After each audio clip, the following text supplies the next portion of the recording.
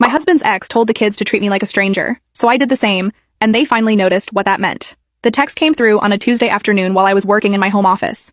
My stepdaughter Hazel, 14, had left her phone on the kitchen counter while she was upstairs in the bathroom. I'd gone to grab coffee and saw the screen light up. The preview showed enough. Mom says we don't have to pretend anymore. Just be polite like she's Dad's roommate. I stood there holding my coffee mug, reading those words over and over. Each time felt like a small knife twisting. I'd been in their lives for 3 years, married to their dad Trevor for 2. In that time, I'd learned everything about these kids.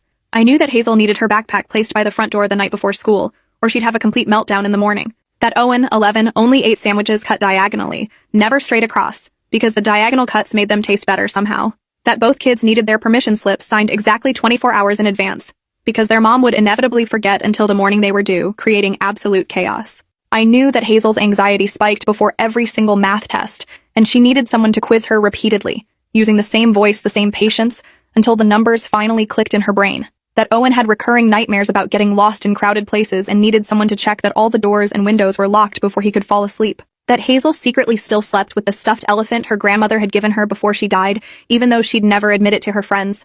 That Owen practiced his spelling words better when someone made them into a song. I knew which teammates' parents could be relied on for carpools, which teachers responded better to emails versus phone calls, which homework strategies worked, and which ones led to tears. I knew the name of Hazel's first crush, the one she'd never told her dad about.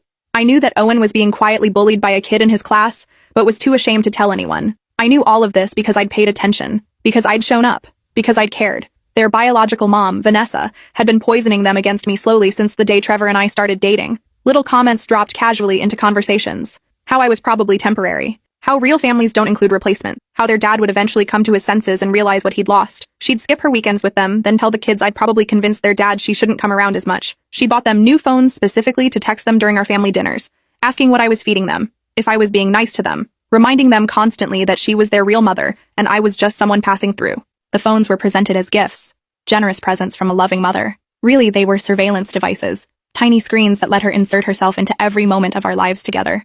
I'd tried everything imaginable to make this work. Family therapy sessions where the kids sat with crossed arms, barely speaking, clearly having been coached by their mother about what not to say. Long, exhausting conversations with Trevor about setting boundaries with his ex, most of which ended with him saying he couldn't control what she did on her time. Patient, age-appropriate discussions with the kids about blended families and how love expands rather than divides. How caring about me didn't mean betraying their mother. Nothing worked. Because how do you compete with biology? How do you fight against someone who has the ultimate trump card, who can say I'm your real mother and have those words carry the weight of blood and birth? When I saw that text Tuesday afternoon, something fundamental inside me just broke. Not dramatically, not with anger or tears, just a quiet snapping, like a bridge cable giving way after years of strain. Fine. I'd be the stranger they wanted. Wednesday morning started like every other morning. My alarm went off at 5:30. I made coffee, checked my work emails, started thinking about what I'd need to accomplish that day. Trevor left at 5 for a project site in Springfield, which meant he'd be gone for at least 12 hours. Hazel came downstairs at 6:15 in her volleyball uniform, hair still wet from her shower, backpack slung over one shoulder. She had that focused look she got before tournaments, already mentally preparing. Can you drive me early today?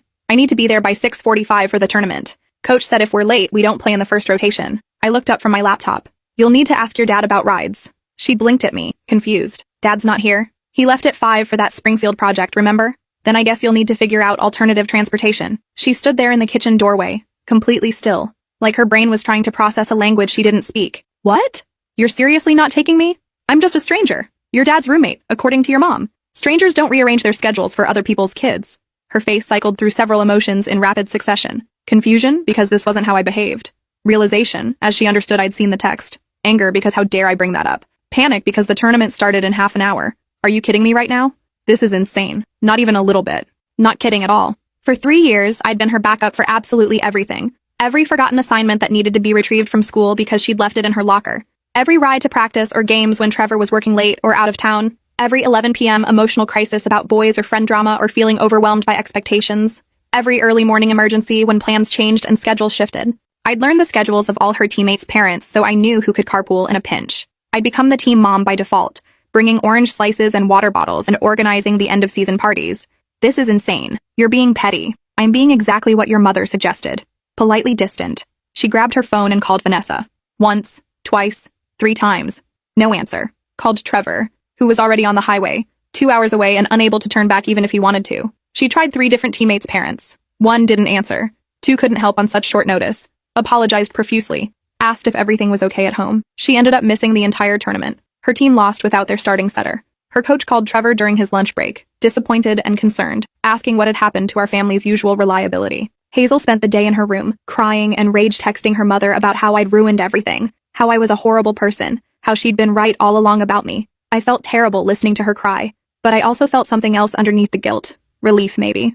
Or the grim satisfaction of finally letting them experience the natural consequences of their choices. Owen's science fair project was due Friday morning, first period. For 2 solid weeks, his half-constructed volcano had been sitting on our dining room table, gathering dust and judgment. Typically, I would have helped him every single evening, reminded him gently about the timeline, made sure he had all the supplies he needed, asked him questions about his hypothesis, taken him to the craft store when he realized he'd forgotten something essential.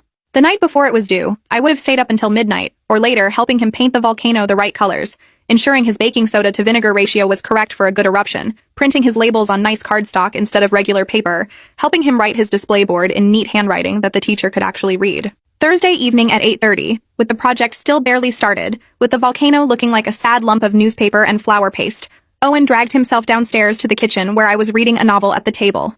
"Can you help me finish my volcano? It's due tomorrow, first period, and I haven't even painted it yet."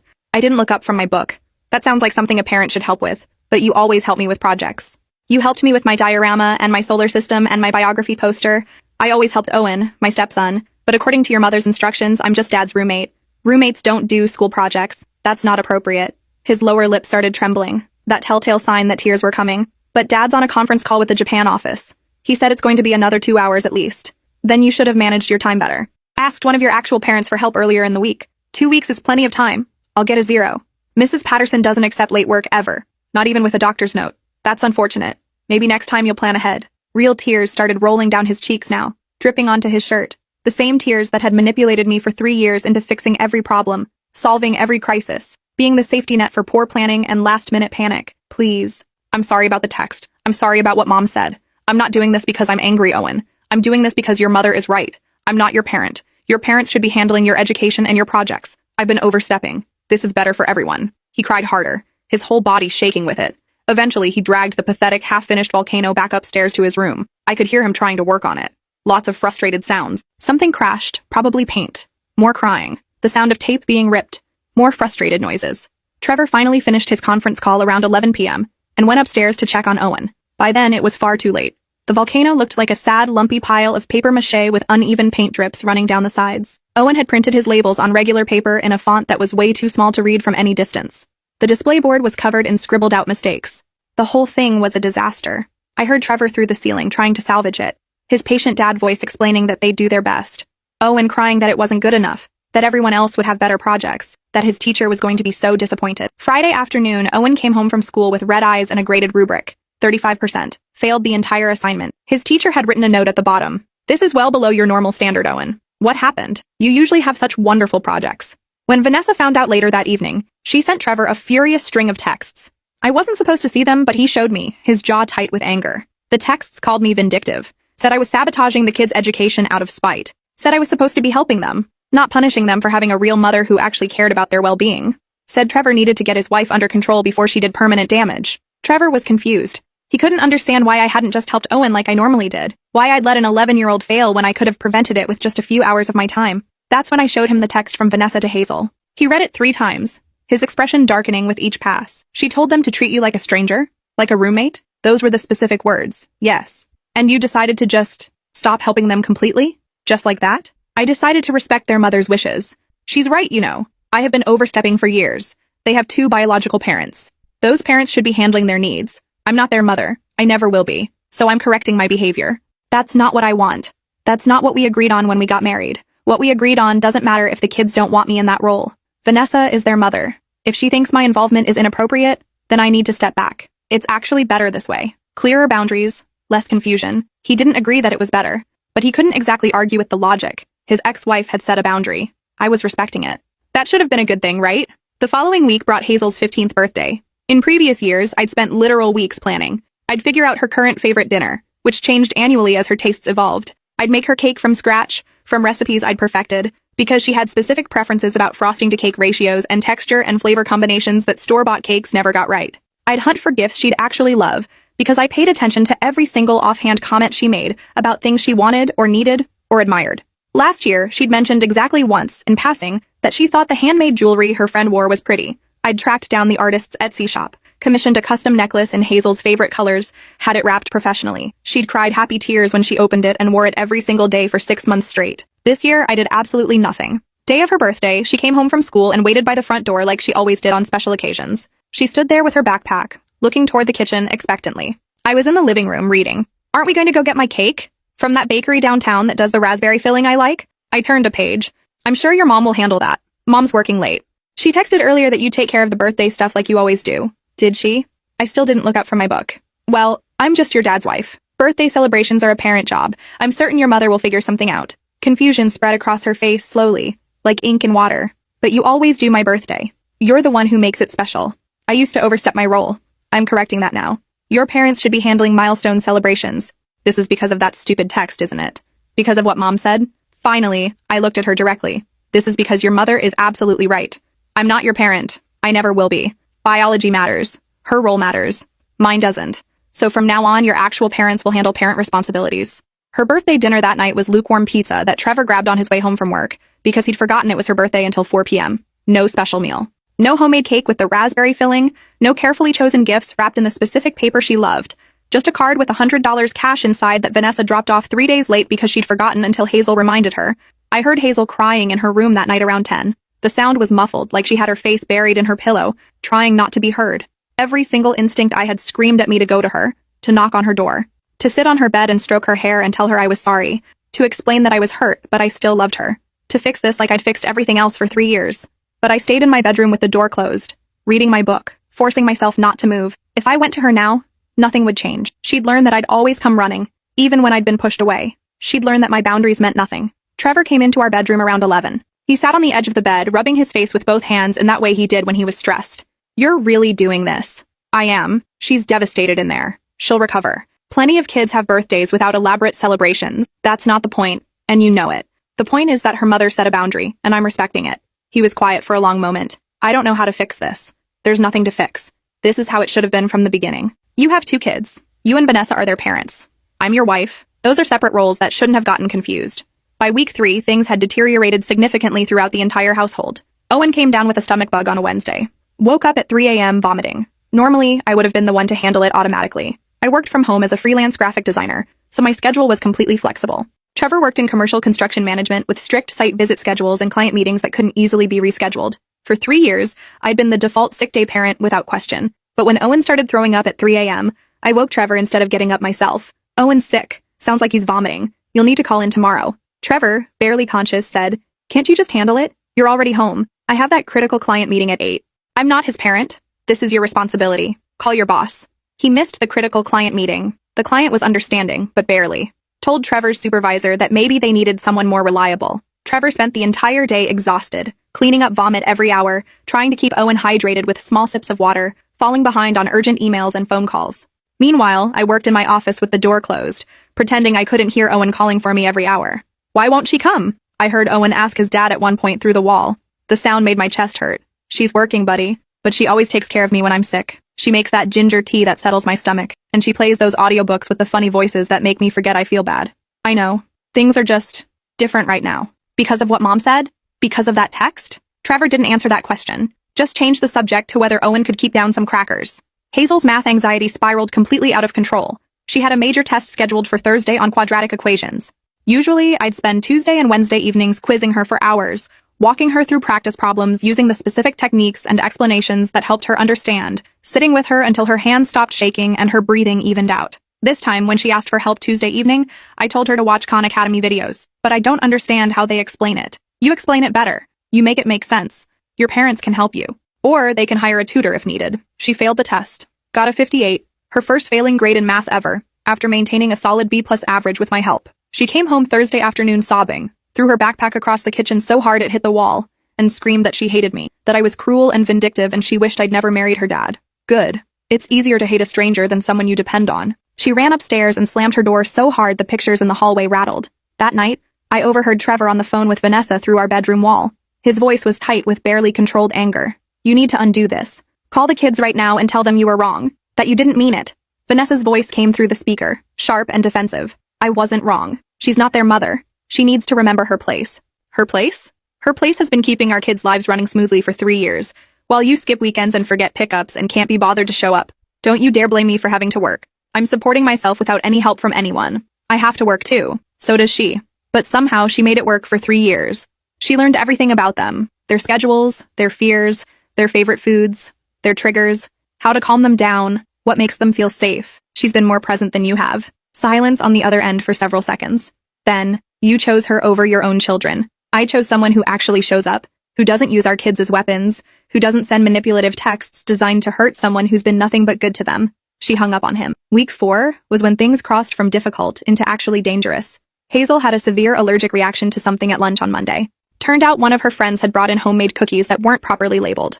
Within 20 minutes of eating one, Hazel's throat started swelling. The school nurse called me first because I was listed as the primary emergency contact. For 3 years, I'd been the one who handled all medical emergencies because I was available immediately and close to the school. When my phone rang and I saw the school's number, my stomach dropped. But I didn't answer. They called Trevor next. He was 45 minutes away at a major job site. Couldn't leave immediately, even in an emergency. They called Vanessa. She was in court, phone turned off, completely unreachable. They called me again. I let it ring through to voicemail. The school nurse's voice on the message was stressed and urgent. This is Carol from Hillside Middle School. Hazel's having an allergic reaction. We've administered her EpiPen, but we need a parent here immediately to make medical decisions and possibly transport to the ER. She's stable but scared and asking for you specifically. Please call back as soon as you get this. I sat at my desk, staring at my phone, hands physically shaking. This was too far. This was actual medical danger. This was a child who needed help, whose throat might be swelling shut, who was frightened and calling for me. But if I went running every single time there was a crisis, nothing would ever change. They'd learn that I was a completely reliable backup, and Vanessa would keep pulling this manipulative garbage. They needed to understand that actions have real consequences. That you can't systematically push someone away and still expect them to catch you every time you fall. I waited 20 minutes. Long enough for Trevor to get the message and start driving back. Long enough for Vanessa to eventually come out of court and see the 47 missed calls on her phone. Long enough for Hazel to experience what it genuinely felt like when the person she'd depended on for years didn't show up. Then I drove to the school. When I walked into the nurse's office, Hazel was sitting on the cot, face splotchy and swollen from the reaction, eyes red from crying and the allergic response both. The moment she saw me, her entire face crumpled. You didn't come. They called you first and you didn't come. Your dad is on his way. Should be here in about 10 minutes. I asked for you.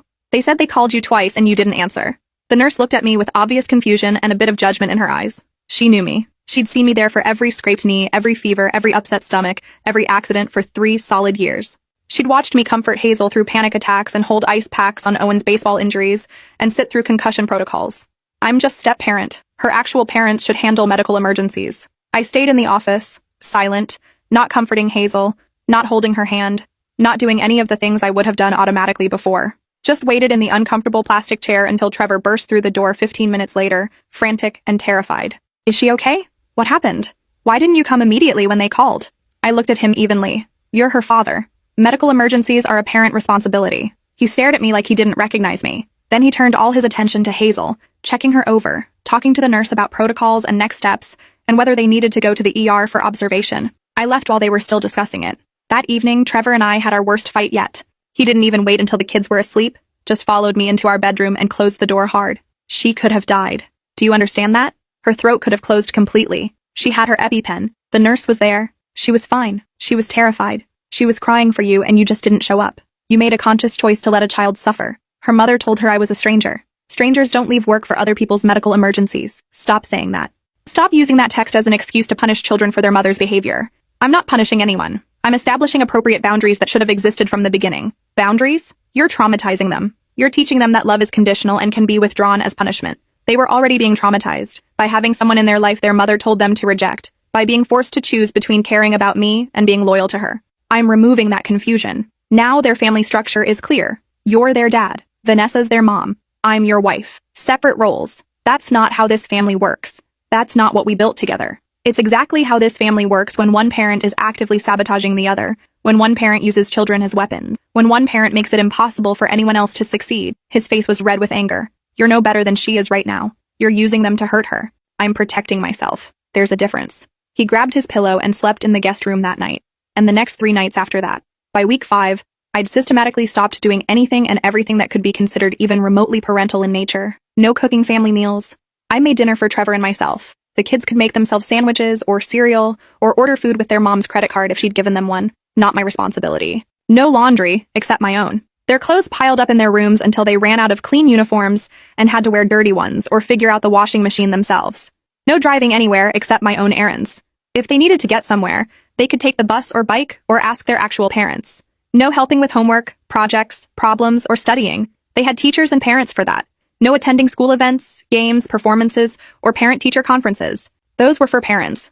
No managing their schedules or activities or keeping track of what they needed to be where and when. No gift buying for their friends' birthdays, no signing permission slips, no packing lunches, no checking their backpacks, no reminding them about anything. The house fell into complete and total chaos.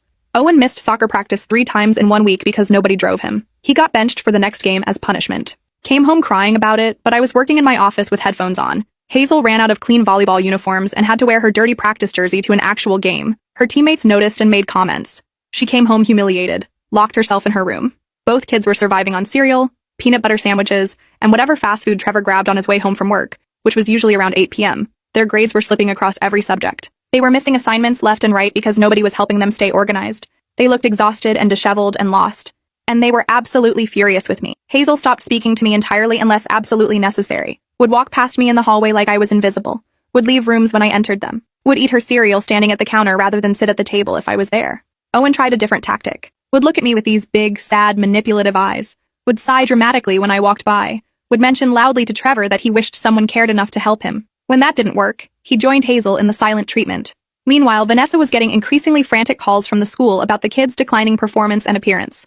Teachers were concerned. The counselor wanted a meeting. Vanessa blamed me for everything. Sent Trevor long, detailed texts about my cruelty and manipulation, threatened to take him back to court for custody modifications because I was creating an unsafe and neglectful environment for the children. Good, I told Trevor when he showed me the texts. Let her have full custody. Let her handle literally everything herself for once. See how long she lasts before she realizes how much work it actually is. You don't mean that. I absolutely do mean it. I'm tired. I've been trying for 3 years to love kids who've been told not to love me back. I'm done being the person who does all the work and gets none of the appreciation. I'm done being convenient. Week 6 brought the breaking point for everyone. It was a Friday. Trevor had left Wednesday for a 3-day industry conference 2 states away. Couldn't get out of it because he was presenting. Vanessa was supposed to take the kids for the weekend, but she canceled last minute Friday morning. Some work emergency that sounded completely made up when she explained it in her text. Something about a brief that had to be filed, and she was the only one who could do it. So the kids were stuck with me for 3 days straight. Neither of them spoke to me. They holed up in their rooms all Friday afternoon and evening. I worked in my office and left them completely alone. Didn't check on them. Didn't offer to make dinner. Didn't do anything. Friday night, they ordered pizza using Trevor's credit card that they'd memorized. Ate it in Owen's room while watching something on his laptop. Saturday morning, they made themselves breakfast. Cereal and toast from what I could hear. Made themselves lunch around noon. I worked through the morning and afternoon, completely ignoring them. Saturday afternoon around 2, Owen's phone lit up with a text. His best friend Dylan was having a last-minute birthday party at the trampoline park across town, starting in just over an hour at 3:30. The invitation said Dylan's mom could pick up a few kids, but not everyone. Some parents would need to drop off. Owen appeared in my office doorway around 2:15, shifting his weight nervously from foot to foot. Can you drive me to Dylan's party? It starts at 3:30. I didn't look up from my computer screen. No, please. Everyone from class is going. I can't miss Dylan's birthday. He's my best friend. Figure out another ride. There is no other ride. Dylan's mom can't pick me up. She already has too many kids in her car. Dad's at his conference. Mom's not answering her phone. That's unfortunate. His face started getting red. His breathing quickened. Why are you doing this? Why are you being so mean? I'm just following your mother's instructions. I'm treating you the way she suggested. I don't care what Mom said anymore. I'm sorry, okay? Is that what you want? Just please take me to the party. You don't mean that apology. You just want something from me right now? I do mean it. I'm really sorry. I miss when you were nice to me. I miss when you helped me with stuff and played games with me and made things fun. Something in his voice almost broke through my resolve. Almost made me cave. But I remembered that text message. The casual cruelty of it. The deliberate instruction to treat me like I didn't matter. Like I was nothing. I'm in the middle of work. Not available for driving today. He stared at me for another few seconds, then ran back upstairs. I heard his door slam. Heard him crying. Heard Hazel go into his room to comfort him. Their voices low through the wall. 20 minutes later, Hazel appeared in my office doorway. Her face was blotchy and red from crying too, though whether from her own tears or sympathy for her brother, I couldn't tell. He's up there sobbing because he's missing his best friend's birthday party. Does that make you happy? Is this what you wanted? I'm neutral about it? How can you be so cold? You used to actually care about us. You used to be nice. You used to be someone I could talk to. I used to overstep boundaries. I'm correcting that now. This isn't about boundaries. You're punishing us because your feelings got hurt. My feelings don't matter. What matters is respecting your mother's parental role. My mother is barely around. She works all the time and cancels on us constantly and forgets important stuff. Then maybe you should tell her that.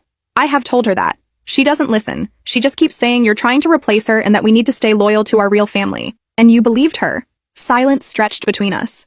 You believed her, I repeated. For 3 years, I showed up for you every single day. I learned everything about you. I adjusted my entire life around your needs. I loved you. And one text from her was all it took for you to decide I was the enemy. That's not fair. She's our mom. We have to listen to her. You're right. She's your mom. And I'm not.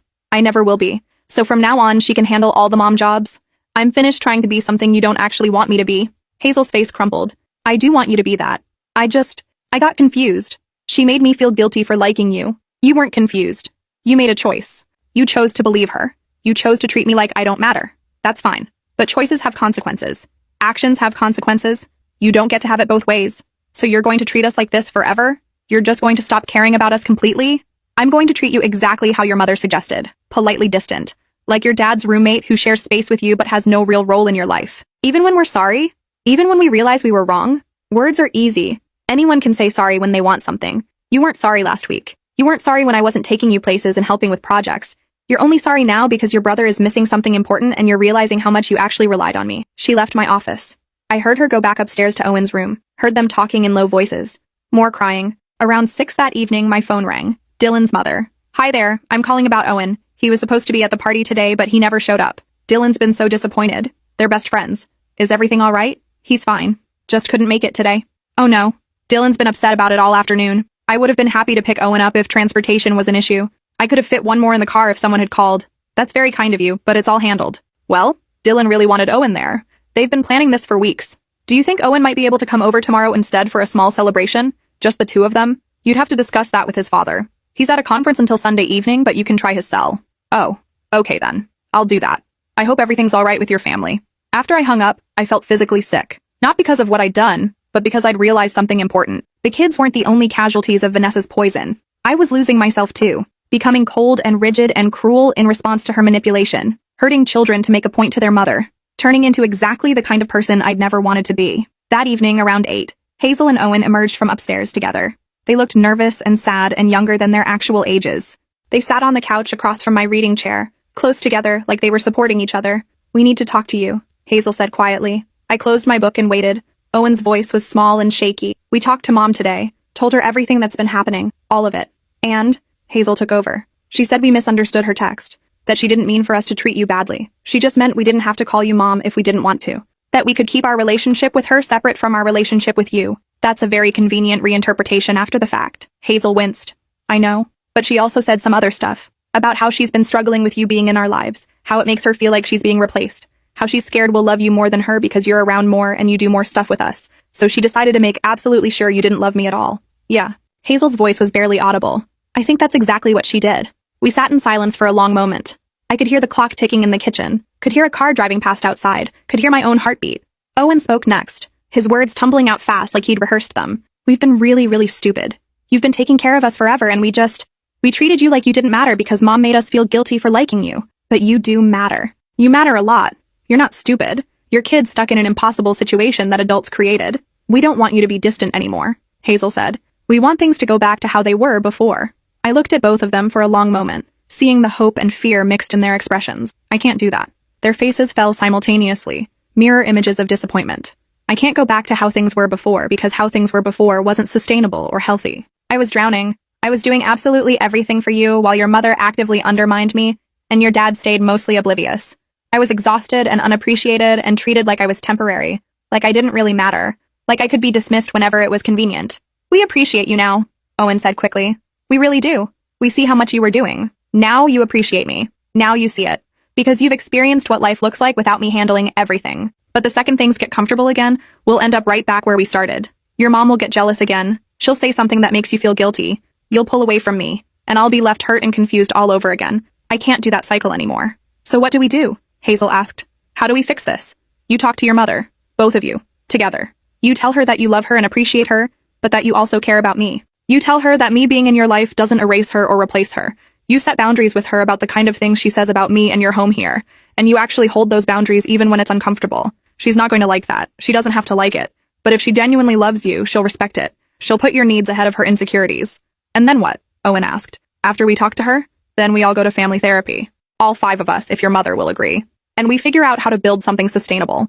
Not me doing everything while everyone else coasts. Not me doing nothing while you all suffer. Something in the middle where everyone contributes and everyone's role is clear and everyone feels valued. What if mom won't come to therapy? Then we do it without her and figure out what this family looks like with healthy boundaries. But the invitation stays open for her. They both nodded slowly, processing everything. Can I ask you something? Hazel said after a minute. Sure. Do you still love us? After everything we did? After how we treated you? I took a deep breath and let it out slowly. I never stopped loving you. I just stopped showing it in ways that were hurting me, and I'm not going to apologize for protecting myself. Love without boundaries isn't healthy. Love without reciprocity isn't sustainable. I had to step back before I started resenting you because that would have been worse for everyone. We're really, truly sorry, Owen said, fresh tears streaming down his face. For all of it. For believing mom. For treating you like you didn't matter. For taking advantage of how much you did for us. I know you are. I can see that you mean it now. Can we hug you? I hesitated for just a second, then nodded. They both rushed over and wrapped their arms around me from either side. I hugged them back, feeling 3 years of tension and hurt and love all pressing against my chest at once. I'm sorry I didn't take you to the party, I whispered to Owen. I'm sorry I let mom make me treat you bad, he whispered back through his tears. I'm sorry I failed my math test instead of asking you for help, Hazel added. I'm sorry I missed my tournament and blamed you. I'm sorry for all of it. We stayed like that for several minutes, just holding each other. When Trevor came home Sunday evening from his conference, exhausted and dragging his suitcase, he found the 3 of us in the kitchen making dinner together. Not because I'd taken over cooking duty again, but because we were all working together, all contributing. Owen was attempting to cut vegetables, doing it badly but trying his best. Hazel was watching garlic bread in the oven, had already burned the first batch. I was trying to save a pasta sauce that had gotten way too salty because I'd measured wrong. We were laughing at our mistakes and it was messy and chaotic and nothing like the smooth, efficient machine I'd been running for 3 years. Trevor stood in the doorway with his suitcase, completely confused. What's happening here? We're making dinner, Hazel said, grinning despite the smoke detector that had gone off twice. All of us together. We're really bad at it, Owen added cheerfully, holding up a carrot he'd cut into weird diagonal chunks. Trevor looked at me with questions in his eyes. We had some conversations this weekend. We're trying something different. Different how? Different like everyone actually participates? Different like I'm not the only one holding everything together. Different like we're building something sustainable instead of something dependent entirely on me. That night, after the kids went to bed, after we'd eaten our mediocre pasta and laughed about our terrible cooking skills, I told Trevor everything. The full extent of the conversations I'd had with Hazel and Owen, the plan going forward, the boundaries that needed to be established and maintained, the therapy that needed to happen, the ways things absolutely could not go back to how they were before. I can't be everything to everyone anymore, I said. I can't be the primary parent while Vanessa gets to swoop in and play fun mom when she feels like it, and also poison them against me. I can't carry this family alone while everyone else just benefits from my labor. You shouldn't have to carry it alone. I should have seen what was happening. I should have protected you from her. You should have, but you didn't. So now we need to build something better. The kids need to do more for themselves, need to learn actual life skills and responsibility. You need to take on more of the parenting duties, need to be present for their daily needs instead of just the fun stuff. Vanessa needs to be genuinely present when she has them, and stop with the manipulation and toxicity. And I need to be allowed to be a human being with limits instead of an endless well of service. What if Vanessa won't change? What if she keeps doing what she's been doing? Then the kids will see clearly who actually shows up consistently and who doesn't. They'll see who respects them enough to be honest and who manipulates them. They'll make their own choices about who they trust. But I can't control her. I can only control myself. The following Monday, we scheduled a family meeting with Vanessa. She didn't want to come, made excuses about work and scheduling conflicts. But Trevor made it absolutely clear it wasn't optional if she wanted to maintain her custody arrangement without court involvement. That got her attention. She arrived at our house at 6 p.m., arms crossed defensively, barely making eye contact with anyone, sat on the chair farthest from me like I was contagious. Hazel spoke first, her voice shaking but determined. Mom, we need to talk about the text you sent us. About treating her like Dad's roommate. Vanessa's expression was immediately defensive. I already explained that. You misunderstood what I meant. No, Hazel said more firmly than I'd ever heard her speak to her mother. I don't think we misunderstood. I think you told us to push her away because you were jealous. And it almost ruined everything. Vanessa's face flushed red. I'm your mother. I have a right to what? Owen interrupted, his voice stronger than usual. To make us feel guilty for caring about someone? To make us choose between you and her when we shouldn't have to choose at all? That's not what I was doing. That's exactly what you were doing, Trevor said firmly. And it stops right now. Today. You can't tell me how to parent my children. I can tell you that if you keep poisoning them against my wife, if you keep using them as weapons in whatever battle you think you're fighting, I will take you back to court. Not for more custody. For documented parental alienation with evidence.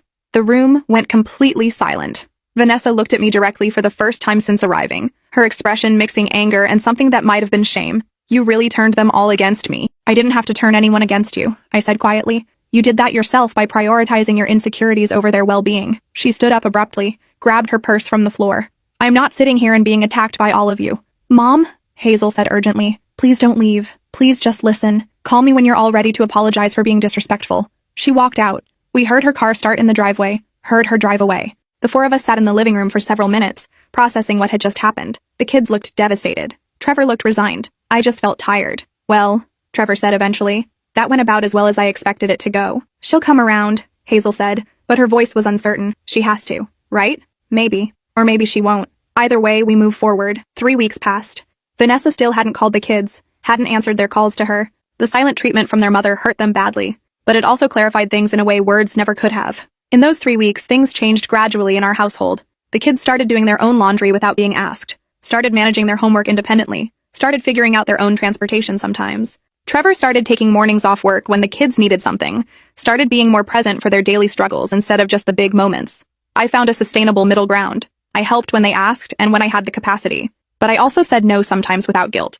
I prioritized my own work and needs. I let them fail occasionally when failing was the best teacher. I was caring but boundaried, present but not drowning. It wasn't perfect. We still had difficult days. Hazel still struggled with math anxiety. Owen still forgot things. Trevor still worked too much sometimes. But it was honest. It was sustainable.